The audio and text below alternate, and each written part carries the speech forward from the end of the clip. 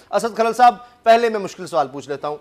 Challenges Pakistan को बहुत से होंगे 2020 में। भारत का मसला, मकबूजा कश्मीर का मसला है, अफगानिस्तान में अमन लाने का मसला है, मीशत का है, अब डिजिटलाइजेशन की बात हो रही है। ये पाकिस्तान के बड़े बड़े चैलेंज होंगे। सीपैक को आगे ले जाना 2020 में ये BRT पेशावर में मुकम्मल हो जाएगी?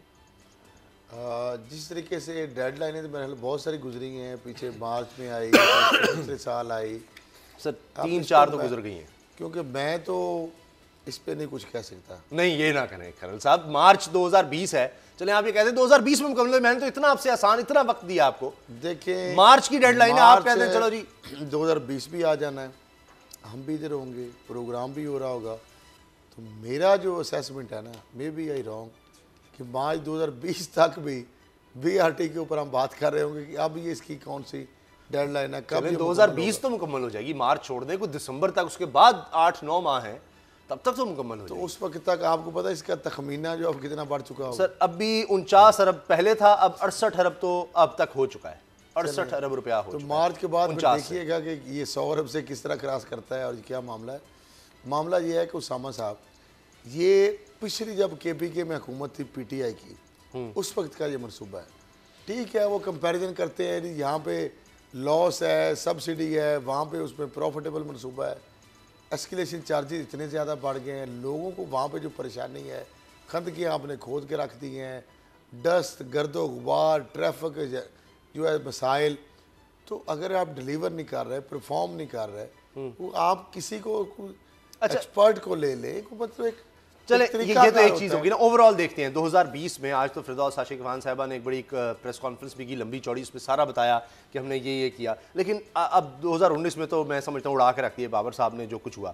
2020 में आगे एहसास प्रोग्राम आगे बढ़ना है, उसमें नौजवानों के लिए रोजगार के मौके हैं, उनके कर्जे, बाबर साहब आप हंस रहे हैं, क्या नहीं है? 100 अरब रुपया उन्होंने उसके लिए रखा हुआ है। अब इमरान खान साहब कह रहे हैं कि ग्रोथ 2020 में होगी। तो आपको नहीं लगता खरल साहब कि ये सब होगा? अफगानिस्तान, भारत का चैलेंज है, मीशत का है, डिजिटलाइजेशन पाकिस्तान में आ रही है, सियाहत को फ़रोग़ देने की बात हो रही है, तो 2020 में चीज़ें में नज़र आएंगी। और अब लोगों को रिलीफ का टाइम आ गया है। उन्होंने कहा 2019 था स्टेबलाइजेशन का, मुश्किल फैसले अपने जो लेने थे ले लिए, अब हम आवाम को रिलीफ देंगे 2020 में।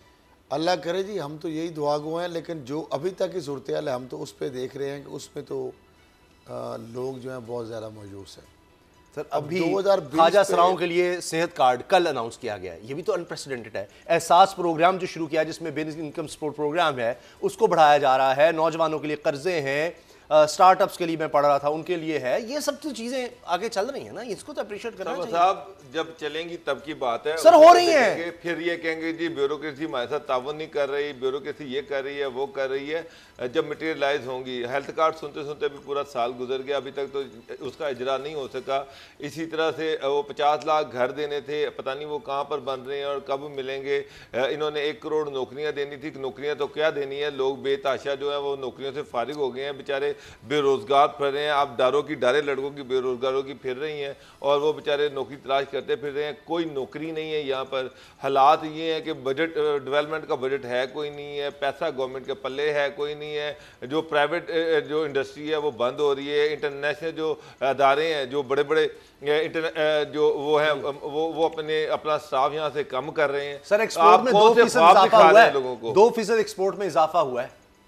उसामा साहब, वो इजाफा जो है, डॉलर जो है आपका महंगा हुआ है, इसकी वजह से दुनिया का फोकस इधर शिफ्ट हो रहा है। लेकिन ये इसका फ़ायदा तो तब होगा कि आपके पास प्रॉपर मशीनरी हो, बाहर से जो ऑर्डर आ रहे हैं उसको पूरा करने के लिए आपके पास कैपेसिटी हो, एनेबलिंग एनवायरनमेंट हो।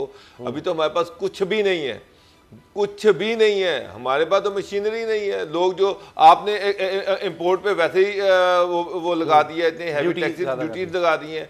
जो इंडस्ट्रियलिस्ट है, जो इन्वेस्टर है, वो रो रहा है। आपने जो कर्जा लेने के लिए आपने शरह सूद बढ़ा दी है, आप सूद ले नहीं सकते। तो आप ये बहुत बड़ी हर्डल्स हैं। किस तरह से इंडस्ट्री लगेगी? कौन इंडस्ट्री लगाएगा इतनी शरह सूद पे कर्जा लेके, अब इंपोर्ट इतनी ड्यूटी दे के? किस तरह से आपके बारे में आएगा कि आप नई इंडस्ट्री लगाएं?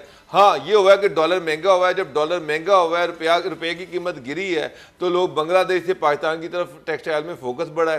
फोकस बढ़ा है, लेकिन मसला ये कि टेक्सटाइल की कैपेसिटी बड़ी लिमिटेड है। बिजली भी इतनी महंगी, गैस महंगी हो गई है, तो सर आप कौन सी दुनिया दिखा रहे हैं? सर वो पैसे आप आएंगे टैक्स की सूरत में, टैक्स आगे पैसे आ रहे हैं, सब्सिडी देंगे ना बिजली पे। टैक्स तो तब देंगे जब इंपोर्ट आएगी। इंपोर्ट तो आपकी खत्म हो गई, डायरेक्ट टैक्स बंद हो गई, ताजरों से लेने की बात हो रही है। अब ये 31 जनवरी को खत्म हो जानी है वो डेडलाइन, और उसके बाद ये आईडी कार्ड की शर्त आ जाएगी 50,000 पर, और अभी 2 लाख को नोटिस मार्च में चले जाने हैं एफबीआर की तरफ से। तो पैसे इकट्ठे होंगे तो फिर बिजली सस्ती होगी ना, पेट्रोल सब कुछ गा गा गा हुआ क्या है मुझे वो बताएं। सर आपने बात कर दी 2019 की, अब 2020 की बात हो रही है, इसमें तो हम आगे की बात ही करेंगे ना। उसमें आप ये तो देखिए 2019 के तनाजुर में अगर मैं देखूं ना, तो सर 2020 जो है ना, इसमें भी मुझे इस तरह से चीजें नजर नहीं आ रही जिस तरह से आप जो ख्वाब आप दिखाए जा रहे हैं ना, आप दिखा रहे हैं कौम को।